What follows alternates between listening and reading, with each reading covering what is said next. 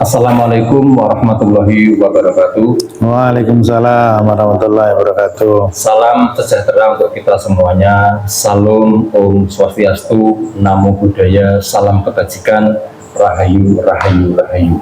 Yang terhormat Ayahanda Tuan Guru Sid, yang saya hormati Yai Nastain Sengling, saya hormati Mbah Mun dari Jakarta, yang saya hormati saudara-saudaraku dimanapun saja berada.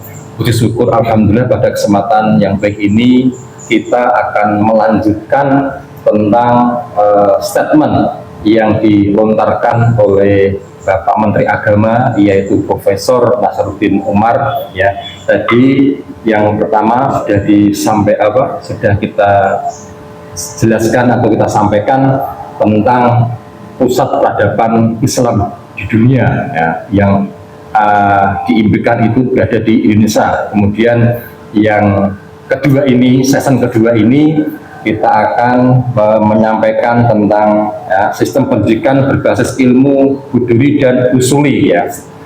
Kalau di bahasa kita ini, dari bahasa Toreko kita itu adalah Qadim dan Baru, ya.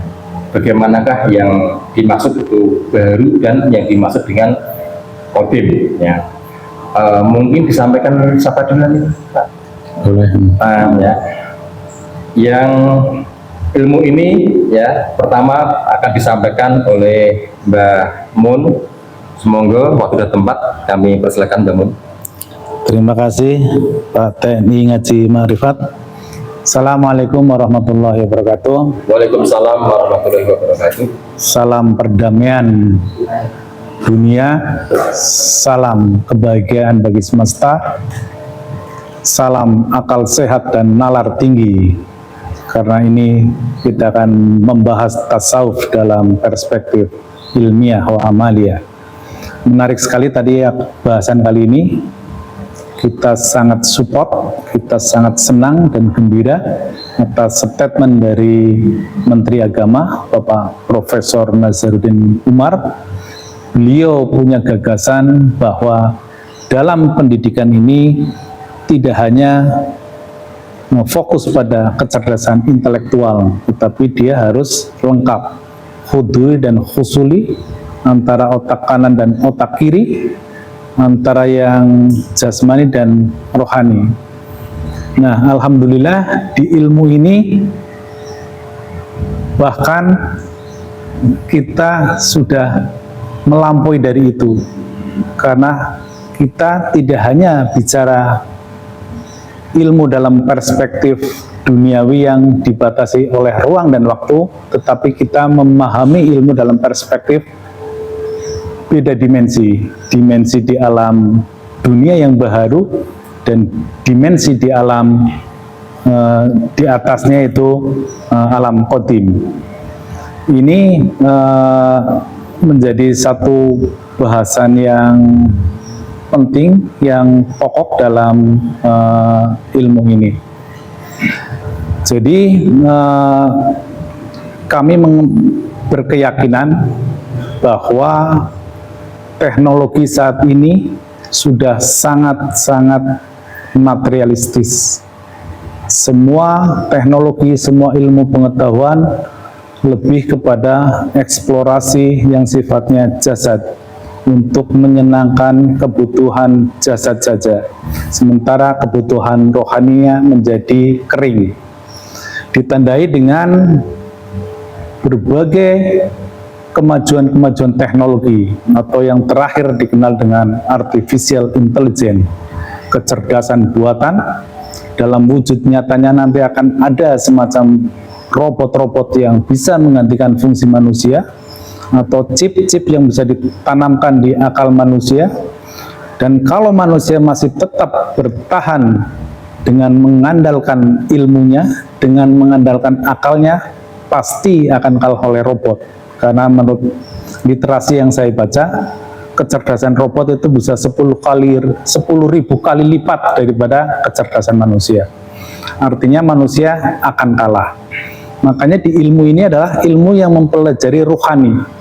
Ruhani adalah entitas ilahiyah, dia adalah percikan dari Allah Subhanahu wa Ta'ala, sehingga dia sifatnya genuine, dia sifatnya asli, dia sifatnya otentik, tidak bisa diduplikasikan, tidak bisa dipalsukan, karena itu entitas ketuhanan. Makanya itulah yang otentik tersebut, atau dalam bahasa kita adalah yang kodim, itu yang menjadi pokok bahasan kita. Nanti ini akan kita elaborasi tema per tema, bagaimana yang baharu dengan yang kodim, bagaimana yang dunia dengan yang kodim, itu akan sangat berbeda sekali perspektifnya. Kemudian yang kedua adalah tentang metode pengajaran. Ini juga kami mohon maaf kepada dunia pendidikan, ini kami akan sangat berbeda pendekatannya. Jadi pendekatan keilmuan selama ini adalah lebih kepada literasi, membaca. Efek dari membaca adalah kita menghafal itu. Memang benar, Tuhan itu memerintahkan kita untuk membaca, yaitu ikro. Tetapi membaca dalam perspektif tasawuf itu adalah berbeda. Karena yang dibaca adalah sesuatu yang kodim, sesuatu yang tidak terdefinisi. Dia membacanya dengan roh. Nah, ini akan nyambung dengan metode pembelajaran. Makanya pembelajaran yang kita sampaikan, yang kita buat adalah maksudnya mursyid-mursyid yang menyiapkan sekolah ini bukan melalui hafalan, tetapi melalui praktek laku. Makanya namanya ilmunya ilmu tasawuf, ilmu membersihkan jiwa. Metode atau laku pengamalannya namanya adalah torikot. Jadi kita ini adalah sebuah aliran torikot yang mempraktekkan ilmu-ilmu tasawuf agar bisa ruhani kita tuh teraktivasi, sehingga kita bisa membaca sesuatu yang kodim, ilmu yang kodim, atau dalam bahasa teknologi digitalnya adalah berupa coding. Dia bukan bahasa, dia bukan suara, tetapi dia adalah yang kodim. Saya kira itu sebagai pengantar, ini akan lebih bagus lagi ketika dieksplor tema per tema. Demikian Pak TNI Ma'rifat. Ya, terima kasih. Tadi disampaikan tentang lebih ke baharunya ya. Untuk kemudian ini akan disampaikan yang dimaksud itu adalah kodim. Nah, nanti akan disampaikan oleh Kiai Nasta'in. Nah, monggo Kiai Nasta'in. Assalamualaikum warahmatullahi wabarakatuh. Waalaikumsalam. Alhamdulillah, salatu wassalamu ala sayyidina maulana Muhammad Abdullah ma'adah. Alhamdulillah, apa yang telah sampaikan tentang acuan atau konsep-konsep yang akan dijalankan yang tadi Pak Menteri Agama tadi ya. Iya, Agama. Nah, ilmu huduri dan husuli itu ya berarti kita memperpadukan dengan ilmu syariat dan hakikat. Nah, artinya ilmu syariat itu hasilnya dari panca indera semua, belajar, menghafal, memaham dan lain-lain. Yang namanya huduri atau kodim itu harus sampai hakikat. Artinya nanti Allah yang membimbing sendiri dengan hakikat itu, yang dinamakan yaitu menurut santri namanya ilmu laduni atau bagaimana. Itu memang kedua-duanya harus bisa keseimbangan. Harus bisa berjalan, karena itu yang dari rohani atau hakikat itu yang asli petunjuk dari yang Maha Kuasa. Artinya kalau tidak mempunyai itu, walaupun toh ada orang itu pintar, cerdas, tapi tidak dapat hidayah karena hatinya atau tidak mempunyai ilmu hakikat, tidak ada rohanianya, tidak terbimbing lah ya. Kalau ada orang cerdas tapi jahat, tidak dapat hidayah ya seperti itu, karena tidak diimbangi dengan ilmu huduri atau ilmu qadim. yang itu merupakan hidayah. Maka dari itu harus dicapai, harus dicapai artinya dipelajari, mencari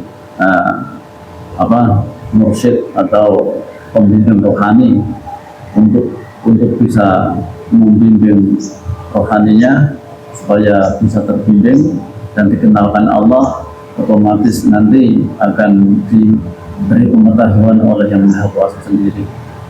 Itu harus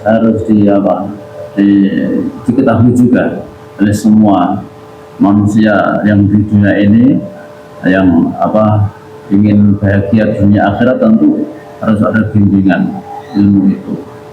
Nah, kiranya cukup bagi kami ya untuk menjelaskan. Kita ke Mbak Mun dulu. Tadi disampaikan di negara lain yang mungkin banyak bermunculan robot-robot. Tetapi kalau di sekolah kita itu lebih mengutamakan ke rohani, mengembangkan rohani atau yang kodim. Kalau kemampuan robot sama rohani kita itu mungkin bisa diperjelas lagi, Bang. Baik, untuk membedakan antara ilmu yang dunia dengan ilmu akhirat, ilmu yang baharu dengan ilmu yang kodim, itu adalah sangat mudah semuanya. Sehebat apapun akal, termasuk tadi artificial intelligence, tetap ia dibatasi oleh ruang dan waktu. Berbeda ruang dan berbeda waktu, maka dia akan berubah hukum-hukumnya, karena dia tidak permanen, karena dia interpretasi, karena dia terdefinisi. Itu ciri-ciri dari ilmu baru. Makanya ada istilahnya sintesa, antitesa, kemudian ada tesa baru. Kemudian kalau tesa baru itu disepakati atau menunjukkan kebenarannya, maka menjadi sintesa. Jadi kalau ada rumus yang baru, kemudian ditumbangkan oleh rumus yang baru lagi sebagai antitesanya, maka rumus yang baru itu menjadi sintesa yang baru. Itu kurang lebih seperti itu dalam ilmu pengetahuan, sehebat apapun itu. Maka itu ya bedanya. Kemudian kalau ilmu qadim itu sama karena jalurnya sama, sehingga dia sifatnya vertikal dari atas ke bawah. Jadi di sini tidak ada kebenaran sudut pandang, tidak ada perbedaan perspektif, sehingga kebenaran di ilmu qadim itu adalah menunjukkan makomnya. Jadi kalau kita ada kebenaran X, maka orang lain yang lebih tinggi ilmunya dia menjadi X aksen, menjadi tinggi lagi ini menjadi X double aksen, X triple aksen, dan seterusnya. Tetapi dia ada dalam jalur yang sama. Orang paling bodoh pun di ilmu tasawuf ini, di ilmu tarekat, kalau dia sudah tersambung dengan yang kodimnya itu, dengan yang paling istilahnya makomnya tertinggi pun akan tetap sama ketemunya. X juga, cuma bedanya X biasa, X aksen, X double aksen, dan seterusnya. Saya kira itu yang membedakan antara ilmu dunia dengan ilmu yang qadim. Demikian, Pak. Itu ya rekan-rekan. Kosakatanya menurut saya itu saya itu tidak bisa mengikuti dengan Pak Profesor ini ya. Beda lah Profesor dengan saya. Saya kosakatanya sangat tinggi. Mungkin saya juga akan banyak belajar lewat YouTube juga nanti yang disampaikan dari Pak Profesor ya. Saat ini saya ke Sehling ya, tadi disampaikan tentang qadim. Ya, di dalam manusia itu ya, ada qadim. Untuk bisa kita membaca yang qadim, mungkin ada rukun syarat tertentu Mbak Yanesa ini, seperti sampaikan. Memang ada syarat. Rohani kita itu harus tertanam dulu oleh nur ilahiyah. Istilahnya diberi semacam magnet dulu untuk magnet itu untuk menyambungkan yang qadim. Kalau tidak ada penanaman nur ilahiyah, itu ya memang sangat sulit untuk menggantol yang qadim itu, karena itu memang harus seperti itu, tanami dulu. Berarti kita harus di bayar. Artinya begitu. Memang jangan sampai terjebak orang spiritual itu terjebak kepada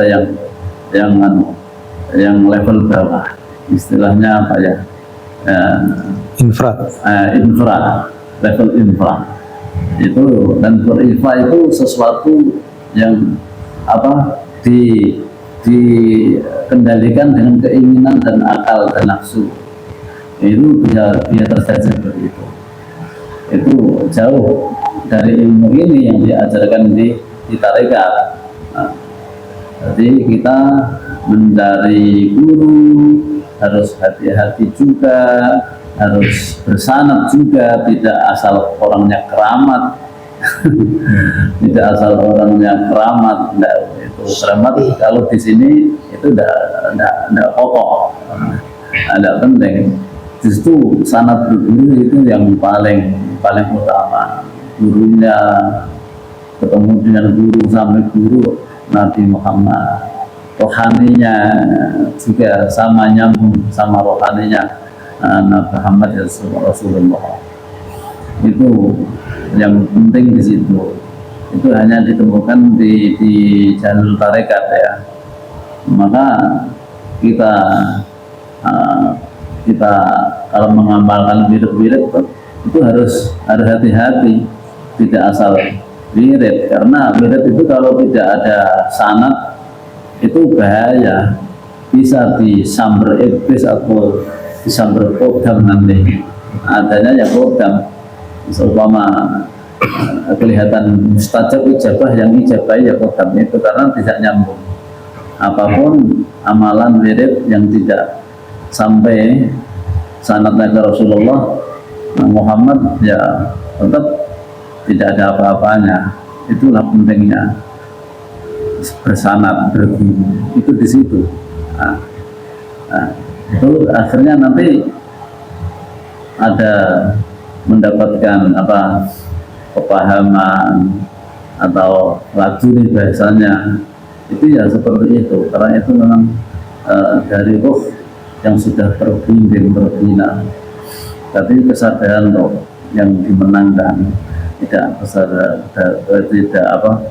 akalnya. Itu bahkan kalau seperti itu kan memang kita tidak tahu apa-apa, karena semua itu kehendak Allah. Apa nanti yang terjadi itu ilmu di sini tidak bisa setir dengan kemauan atau keinginan sendiri. Seperti itu kiranya tambahan dari kami. Oh iya. Apa ada tambahan lagi, Mbak? Mungkin sedikit aja itu. Oh, iya. Tentang tadi kan takut salah paham ini pemirsa itu, tentang belajar dalam perspektif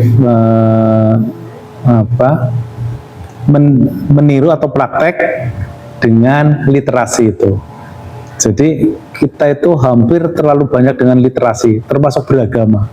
Beragama itu isinya adalah menghafal, membaca, berdalil, makanya ada berkalam itu.